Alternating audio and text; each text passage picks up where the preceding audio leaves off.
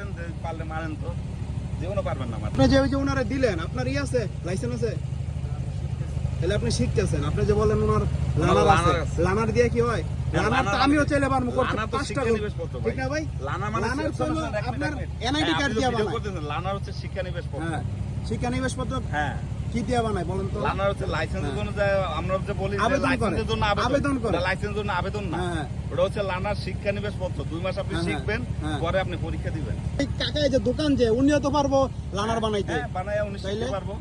উনি যদি লানার বানায় একজন রাস্তায় মাইরা দেয়, মাইরা দিয়ে কবে আমার লানার আছে। আপনি পারেন কিনা জানি না, আপনি আসেন যে পারলে মারেন তো, জীবনও পারবেন না মারতে গাড়ি। আপনি মারতে গেলে আমার বইলা মারতে হবে, আমার পায়ে কন্ট্রোল। আমি আপনারা তো আর মারবো না, আমি বলতেছি উনি তো মানে আপনার কাইটি ছিল ডাইনে, এই কারণে আমি আপনাকে হর্ন দিছি। আমি আপনাকে বলছি যে আর আপনি বলতেছেন আমি আপনার বলি, আপনারা ভাই যেহেতু শিখান, আমিও শিখছি এক সময়, যেহেতু আমার বাইক চালাই আমিও শিখছি। এরকম খালি রাস্তায় ভাই শিখানোর অনুমতি নাই। আপনি হ্যাঁ আপনি শিখান, একটা মাঠের ভিতরে শিখান, শিখাইতে হবে খাইলা রাস্তায় ভাই। আপনি একটা মাঠের ভিতরে শিখান, এরকম আপনি সরকারি রাস্তায় ওনার তো অবশ্যই। কে বলছে ভাই অনুমোদন রাস্তায় শিখানোর? কে দিছে আপনাকে অনুমোদন? কে দিছে আপনাকে অনুমোদন? সরকার। এরকম রোডের ভিতরে আগে মাঠে শিখানো হয়ে গেছে ওদের। হ্যাঁ, ঠিক আছে, এরপরে বসেন, দেখেন ও কেমন চালায়। ঠিক আছে, হ্যাঁ, এই কারণে আমি ওনাকে হর্ন দিছি। আপনি তো বললেন ভাই হর্ন দিলেন কেন? আমি হর্ন দিতেছেন এটা বলছি না, আমি আপনাকে বলছি আস্তে আস্তে জিজ্ঞেস করেন কি বলছি, যে আপনার ডানে জায়গা আছে। ডানে উনি কাট দিছিল, এই কারণে আমি হর্ন দিছি। ডানে অনেক গ্যাপ, ডানে উনি ভাই শোনেন, এখন যিনি শিখায় আমি বলি, যেই শিশু আপনার নতুন জন্ম হয় হাঁটতে গেলে পা পিছটা খায়া উষ্টা খায়া পড়বে, আমি যদি আমার মনে করেন লাগায় ফালাই দিত, আপনি কি কইতেন? সর্বোচ্চ ভাই সরি, না সর্বোচ্চ ভাই সরি ভাই, লাগলে পরে ভাই রাস্তাঘাটে তো ভাই অ্যাক্সিডেন্ট মনে করেন আল্লাহর রাস্তে, গাড়ি তো একটা চালাইতাছে না, আমার নিজেরও মনে করেন 4 চাকা আছে, আমার নিজেরও 4 চাকা আছে, সমস্যা নাই। গাড়ি ট্রেন রাস্তায় করে প্রথম মাঠে ক্লিয়ার করতে হয়। মাঠে ক্লিয়ার করে পরে রাস্তায়। আপনার মাঠে শিখাইছে? জিগান কয়দিন শিখাইছে? জিগান 7 দিন। তো 7 দিন শিখে একটা স্টুডেন্ট মাঠে কি আপনার ফুল ক্লিয়ার করা? আপনি কইলেন 2 মাস, আপনি কইলেন 2 মাস। না 2 মাসে আপনি 22টা ক্লাস হইছে তো 22টা। সরকারি নিয়মে ক্লাস হইতো 22টা। ভাই সরকারি নিয়মে আপনি বলেন বাংলাদেশে কোনো সরকারি নিয়মে লাইসেন্স হয়? এটা আপনার ব্যাপার, লাইসেন্সের বিষয়ে আমি জানি না। বাংলাদেশে কোনো সরকারি নিয়মে লাইসেন্স হয়? এটা বিআরটিতে বলবেন। বাংলাদেশে কোনো সরকারি নিয়মে লাইসেন্স হয়? আপনারা ট্রেনিং সেন্টার আছে, ওই যে ভাই আপনাদের কাছে শিখতেছে না, উনিও মনে করেন কিছুদিন পরে যখন লাইসেন্স করতে যাবো 2,500 টাকা দিয়ে আপনাদের কাছ থেকে করাইবো, আপনাদের কাছ থেকে করাইবো। আমরা যদি লাইসেন্স করি তাহলে এটা নিয়ে আপনি করতে পারবেন। ঠিক আছে, আমি ভিডিও করছি তো লাভ নাই। হ্যাঁ, ঠিক আছে, আমাদের অনুমতি আছে, এজন্য আমরা শিখাইতে পারতেছি। কিন্তু এখানে শয়ে শয়ে গাড়ি চলতেছে অনুমতি ছাড়া, একটার অনুমতি নেই, একমাত্র আমাদের অনুমতি আছে।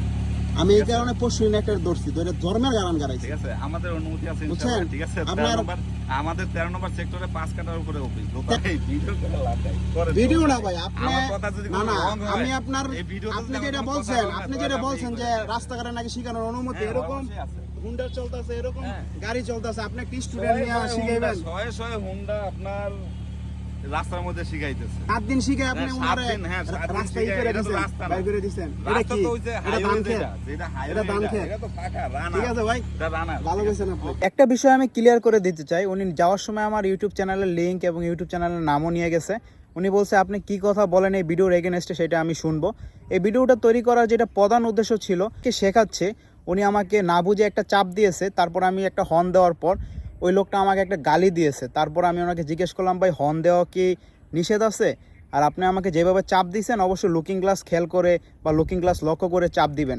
উনি অবশ্য বলতেছিল ভাই আমি শেখাচ্ছি তো, অত একটা পারে না বা অত একটা বোঝে না, নতুন ছেলে পেলে, এই কারণে আর কি ভুল হয়েছে, আপনি এটা মাফ করে দেন, আপনি তো গাড়ি চালান বা আপনি তো অনেক দিন ধরে গাড়ি চালান, আপনাদের এটা সম্পর্কে মোটামুটি একটা বোঝেন যে নতুন ছেলেপেলেরা প্রথম একটু সমস্যা হয়। তারপর ওনাকে আমি বোঝালাম যে গাড়ি চালান বা গাড়ি চালানো শেখান, রাস্তার ভিতরে শেখানো উচিত না।